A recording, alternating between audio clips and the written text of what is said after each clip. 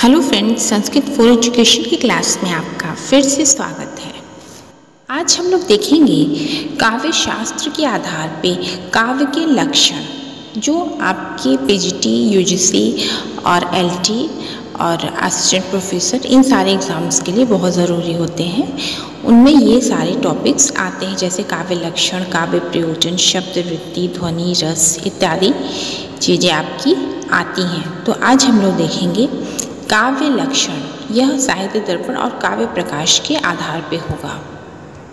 हर रचनाकार का अपनी रचना के अनुसार जो काव्य का लक्षण है वह यहाँ बताया जाएगा, और ये बहुत ही इम्पोर्टेंट है। यहाँ सारी चीज़ें बताने की कोशिश की जा रही है। ये सारी जो काव्य लक्षण है जो इम्पोर्टेंट है, ये सारी ही समझ में आ जाए और एग्ज़ाम में आप बहुत ही सरल ढंग से प्रश्नों को हल कर पाएँ। पहले तो हम लोग देखेंगे महत्वपूर्ण काव्य शास्त्रीय ग्रंथ और उनकी रचनाकार। जैसे काव्यालंकार है भामह का, काव्यादर्श है दंडी की रचना, काव्यालंकार सार संग्रह है उद्भट की रचना, काव्यालंकार सूत्र है वामन की रचना, अलंकार है रुद्रट की रचना, ध्वन्यालोक है आनंदवर्धन की, और काव्य मीमांसा लिखा है राजशेखर ने, दशरूपक लिखा है धनंजय जी ने, वक्रोक्ति जीवितम कुंतक की रचना है, सरस्वती कंठाभरणम भोजराज की रचना है, कवि कंठाभरणम क्षेमेंद्र की है, काव्य प्रकाश मम्मटाचार्य की है, और साहित्य दर्पण विश्वनाथ जी की है, रस गंगाधर पंडित राज जगन्नाथ की है। अब हम लोग देखेंगे काव्य लक्षण। काव्य का क्या महत्व होता है, काव्य की क्या परिभाषा होती है। काव्य कला का वह सर्वोत्कृष्ट रूप है जो जीवन को सौंदर्य और गत्यात्मक बना देता है। काव्य एक औषधि के समान है जो बड़े बड़े रोगों को बड़ी ही सरलता से दूर कर देता है, दूर करने में समर्थ होता है। पहला है महर्षि व्यास, जिन्होंने अग्नि पुराण की रचना की है। उनकी दृष्टि में काव्य लक्षण क्या है। संक्षेपाद्वाक मिष्टार्थ विवक्षिन्ना पदावली, काव्यम स्फुरदलंकार गुणवद दोषवर्जितम। अर्थात संक्षेपाद्वाक यानी जो संक्षिप्त हो, मिष्टार्थ विवक्षिन्नम इष्ट और अर्थयुक्त हो, स्फुरद अलंकार स्फुट और अलंकार युक्त हो, गुणवत दोष वर्जितम गुण युक्त हो और दोष रहित पदावली काव्यम। ऐसी पदावली को काव्य कहते हैं। मतलब है कि संक्षिप्त हो, इष्ट हो, अर्थयुक्त हो, स्फुट अलंकार युक्त हो, गुण युक्त हो और दोष रहित जो पदावली होती है उसे काव्य कहते हैं। ऐसा महर्षि व्यास जी का मानना है, जिनकी रचना है अग्नि पुराण। अगले हैं सरस्वती कंठाभरणम के रचनाकार भोज। उनका मानना है अदोषम गुणवद काव्यम लंकारैरलंकृतम रसान्वितम कविः कुर्वम कीर्तिम प्रीतिम च विन्दति। अर्थात दोष अदोषम मतलब दोष रहित हो, गुणवदम मतलब गुण से युक्त हो, उसमें गुण हो, काव्यम अलंकारैरलंकृतम अर्थात वो जो काव्य है वो अलंकारैः अलंकृतम अलंकारों से युक्त हो, रसान्वितम कविः रसान्वित हो, ऐसा वाक्य काव्य कहा जाता है। मतलब दोष रहित हो, गुण से युक्त हो, अलंकार से सजा हुआ हो और रस से युक्त ऐसे जो वाक्य होते हैं वह काव्य कहे जाते हैं। ऐसा भोजराज जी मानते हैं। आगे चलते हैं। भामह का मानना है कि शब्दार्थों सहितो काव्यम, शब्द और अर्थ से युक्त मिला हुआ जो समूह होता है, जो समुदाय होता है, वह काव्य कहलाता है।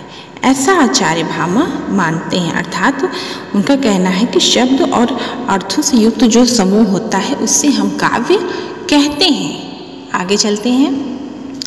कुंतक, आचार्य कुंतक जी मानते हैं, जिनकी रचना है वक्रोक्ति काव्य जीवितम, उनका मानना है कि वक्रोक्ति है काव्य जीवितम, अर्थात जो वक्रोक्ति होती है वह ही काव्य के लिए प्राण होती है, वह ही काव्य का प्राणभूत होता है।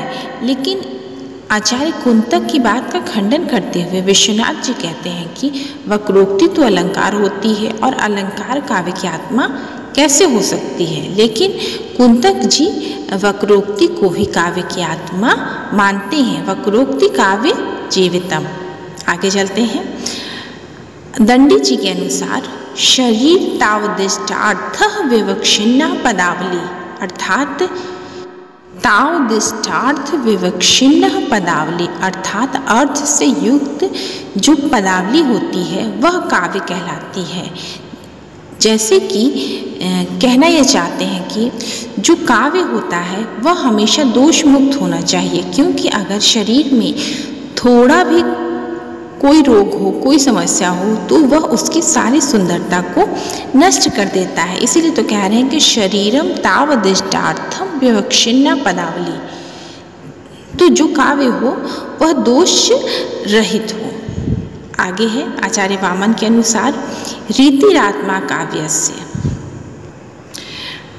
वामन जी कहते हैं कि रीति ही काव्य की आत्मा है, अर्थात गुण अलंकार से युक्त सुंदर शब्दार्थ का जो समूह होता है और उसमें जो रीति होती है वही काव्य की आत्मा होती है, ऐसा आचार्य वामन जी मानते हैं। आगे चलते हैं। आचार्य आनंदवर्धन का कथन है ध्वनिरात्मा काव्यस्य, अर्थात उनका मानना है कि ध्वनि ही काव्य की आत्मा है। ध्वनि से तात्पर्य है काव्य के प्राणभूत जो उसके अंदर व्यंग्यार्थ और शब्दार्थ होते हैं, उन्हें ही वह काव्य की आत्मा मानते हैं। पर विश्वनाथ जी द्वारा इस बात का खंडन किया गया है कि ध्वनि काव्य की आत्मा कैसे हो सकती है। आगे चलते हैं। पंडित राज जगन्नाथ के अनुसार रमणीयार्थ प्रातिपदिकः काव्यम, अर्थात रमणीय अर्थ का जो प्रतिपादन यानी जो बताते हैं ऐसे शब्दों के समूह को हम काव्य का लक्षण कहते हैं। ये पंडित राज जगन्नाथ जी मानते हैं। मम्मट जी का मानना है कि तर दोषो शब्दार्थो सगुणावलंकृति पुनः क्वापि, अर्थात तर दोषो दोष रहित गुण सहित और सब जगह जो सर्वत्र अलंकार सहित और रस युक्त स्थल में जो स्फुट अलंकार रहित भी जो शब्द होते हैं वह काव्य लक्षण कहे जाते हैं, ऐसा आचार्य मम्मट जी मानते हैं। उनका मानना है कि जो दोष रहित और गुण सहित अलंकारों से युक्त जो शब्द होते हैं उन्हें हम काव्य का लक्षण मान सकते हैं।